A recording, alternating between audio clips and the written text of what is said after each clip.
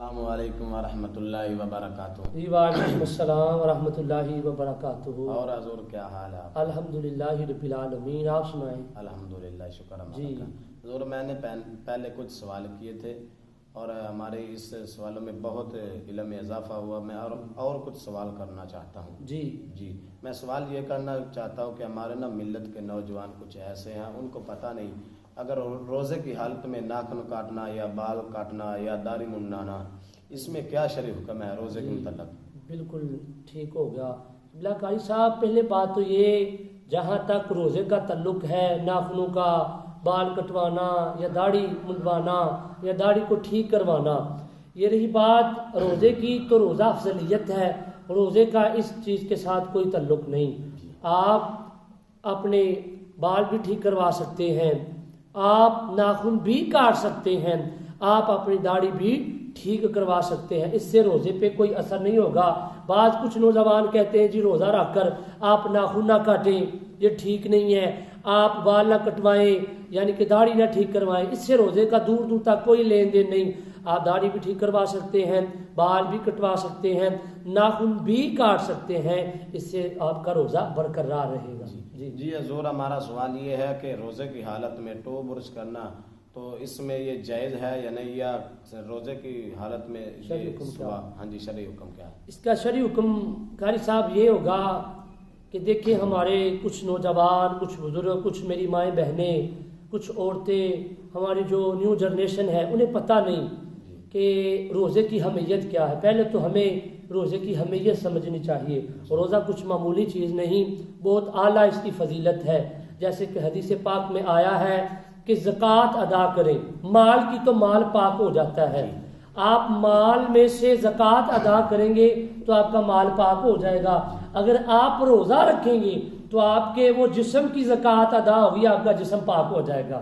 روزے کی بہت زیادہ فضیلت ہے۔ رہی بات ٹوٹ بش کی، تو وہ آپ کوشش کریں کہ روزہ رکھنے سے پہلے کر لیں، روزہ رکھنے سے پہلے ٹوٹ بش کر لیں تاکہ آپ کو کوئی بات میں مسئلہ بھی نہ ہو۔ اگر روزہ رکھ کے کوئی میرا دوست، کوئی بزرگ، میری مائیں بہنیں اگر کوئی ٹوٹ بش کرتی ہیں تو وہ خیال رہے کہ اس ٹوٹ بش کی جو نمکیات اس کا ذائقہ ہے وہ حلق سے نیچے نہ اترے۔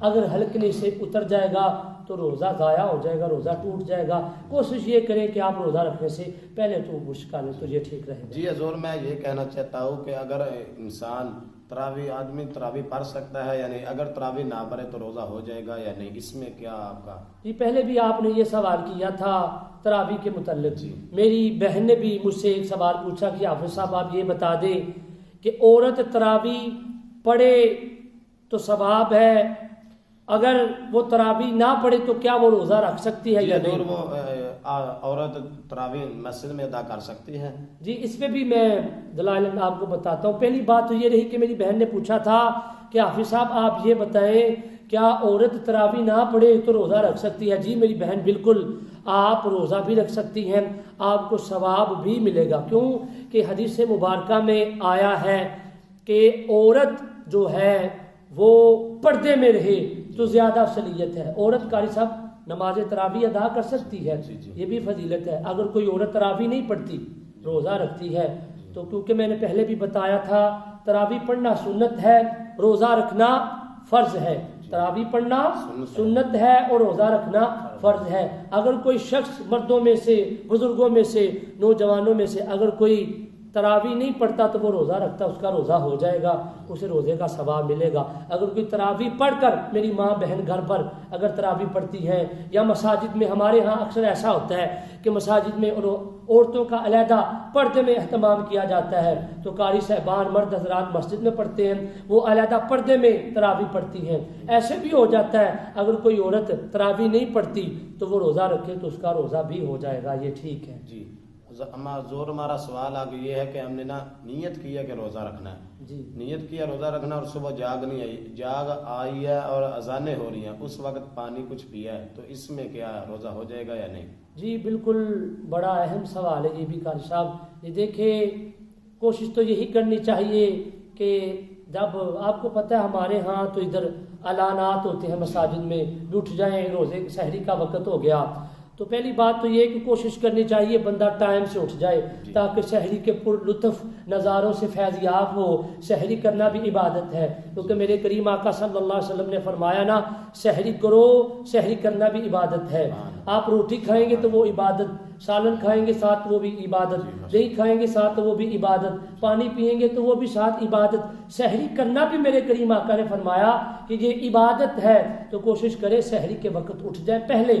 اگر البتہ کوئی شخص رات کو نیت کر کر سویا کہ میں نے صبح روزہ رکھنا ہے تو اس کو جاگ لیٹ آئی, یعنی کہ وہ اٹھا لیٹ ہے, لیٹ اس کی آنکھ کھلی ہے, یعنی کہ وہ جلدی نہیں اٹھ سکا, تو آپ نے یہ کہا کہ اذان ہو رہی تو اگر وہ پانی پی لے. حکم شرع یہ کہ اذان سے پہلے پانی پی لینا چاہیے, کھانا کھا لینا چاہیے, کیونکہ جب اذان ہوتی ہے تو سحری کا ٹائم ختم ہو جاتا ہے. اگر اس نے ایسا کیا کہ پانی کا گلاس یا ایک گھونٹ یا آدھا گھونٹ پی لیا یا گلاس اذان مکمل ہونے سے پہلے ہی پی لیا تو فرداً علماء نے مختلف روایات میں لکھا اس کا روزہ ہو جائے گا. البتہ ایک دن اگر وہ اٹھا ہے, کیا ثواب میں کمی ہو جائے گی؟ نہیں, اس میں ثواب میں تو کوئی کمی نہیں ہوگی, لیکن یہ کہ وہ آئندہ احتیاط کرے, پہلے اٹھ جائے, سحری کرے, اپنا کھانا پینا اچھے طریقے سے کرے تاکہ سارا دن وہ روزے کو برقرار رکھ سکے. اگر کوئی شخص لیٹ اٹھتا ہے, پانی پیتا ہے تو وہ روزہ رکھ لیتا ہے, روزہ تو ہو جائے گا لیکن ثواب جو ہے اس میں ایک حد تک کمی آ سکتی ہے. لیکن کوشش کریں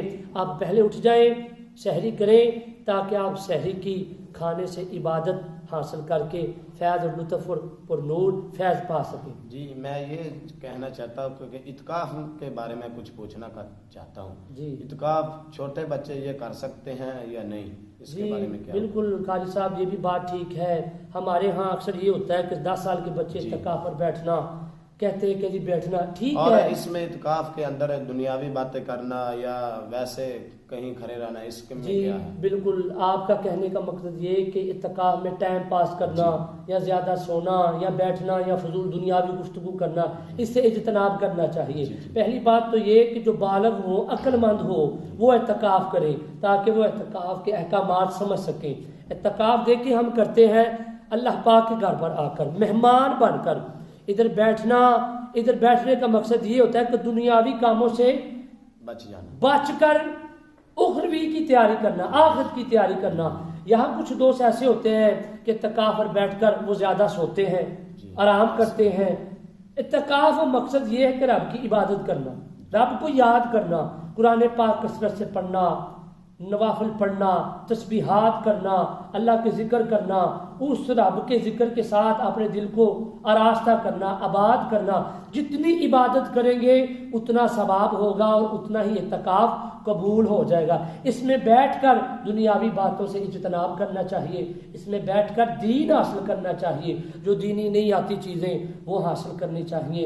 اعتکاف میں بیٹھ کر اعتکاف کا معنی یہ ہے کہ قرآن پڑھا جائے, نوافل پڑھے جائیں, فضول ٹائم پاس نہ کیا جائے, زیادہ سونا بھی نہیں چاہیے, اس میں زیادہ سے زیادہ رب کی عبادت کرنی چاہیے. تو جی بے شک اللہ تبارک و تعالی نے ماہ رمضان ہمیں عطا فرمایا. اللہ رب العزت اس ماہ قدوس کی ہمیں برکتیں حاصل کرنے کی توفیق عطا فرمائے. میں سوال یہ پوچھنا چاہتا ہوں کہ عورت اعتکاف مسجد میں کر سکتی ہے؟ اگر وہ گھر میں اعتکاف کرتی ہے تو اسے کیا کرنا چاہیے؟ جی پہلی بات تو یہ عورت مسجد میں اعتکاف نہیں کر سکتی, عورت مسجد میں اعتکاف نہیں کر سکتی. حکم شرع ہے کہ عورت مسجد میں اعتکاف نہیں کر سکتی. عورت اپنے گھر پر ہی ایک مخصوص جگہ دیکھ لے جو پاک ہو, صاف ہو, جہاں اکثر بچے چھوٹے ہوتے ہیں تو وہ چلے جاتے ہیں اس کمرے میں, نجاست پیشاب وغیرہ کر دیتے ہیں, وہ بعض اوقات ادھر پیخانہ بھی کر دیتے ہیں. کوشش کریں جو میری ماں بہن ہمارے ملت کی اسلامی بہنیں جو اعتکاف کرنا چاہتی ہیں گھر میں ایک مخصوص جگہ ہو جہاں چھوٹے بچے نجاست والی چیزیں, نجاست والا کپڑا, پلیتی کی حالت میں بچے پیشاب نہ کر سکیں, وہاں بیٹھ کر وہ اعتکاف کریں, وہ خوب رب کو یاد کریں. عورت قاری صاحب مسجد میں اعتکاف نہیں کر سکتی, وہ گھر میں کریں, گھر میں رہ کر علیحدہ جگہ پر, تاکہ گھر کا کوئی فرد اس تک جائے تو وہ دنیاوی بات نہ کر سکیں. ایک مخصوص بندہ ہو جو ان سے بات کرے, جو ان کو کھانے پینے کی اشیاء دے سکیں. اور اعتکاف میں زیادہ سے زیادہ عبادت کریں. عورتیں دینی علوم حاصل کریں کہ ازواجی زندگی کیسے گزارنی ہے, کچھ رسالے لے لیں, کچھ دینی تعلیم کی عبادت کی کتابیں لے لیں، آپ وہ علم حاصل کریں اندر بیٹھ کر اعتکاف پر، جو میری مائیں بہنیں اعتکاف کرنا چاہتی ہیں، تاکہ پتہ چلے ازواجی زندگی کیسے بسر کرنی ہے، شوہر کے کیا حقوق ہیں، بیٹے کے کیا حقوق ہیں، سسر کے کیا حقوق ہیں، اور ساس کے کیا حقوق ہیں۔ اللہ تبارک و تعالی ہماری ملت کے نوجوانوں کو، ہماری ماؤں بہنوں کو جی حضور، میں یہ پوچھنا علم چاہتا حاصل ہوں کہ اگر اعتکاف میں آدمی بیٹھتا ہے تو جب اٹھتے ہیں لوگ اونچی اونچی شور ڈالتے ہیں اور اونچی اونچی باتیں کرتے ہیں، تو اس کے مسجد میں احترام میں ادبی یا اس کے بارے جی میں کیا بالکل مسجد قاری میں صاحب، احترام پہلی کا؟ بات تو یہ کہ مسجد میں جب اعتکاف والے دوستوں کو اٹھایا جاتا ہے، آنے والوں کو سوچنا چاہیے کہ یہ اللہ کا گھر ہے، جی جی یہ خانہ خدا ہے، یہ مسجد عبادت کا گھر ہے، یہاں پر آ کر خاموشی اور سنجیدگی ہی استعمال کرنی چاہیے، خاموشی کے ساتھ ان کو مسجد کے باہر تک الوداع کیا جائے، ادھر دعائیں اور خیر جو کی جائے۔ چیزیں بانٹتے ہیں پھینکتے ہیں، اس کے بارے جی میں یہ تو رزق کی بے ادبی ہے نا، رزق ضائع کرنا اسراف میں آ جاتا ہے، اسراف کرنا گناہ ہے۔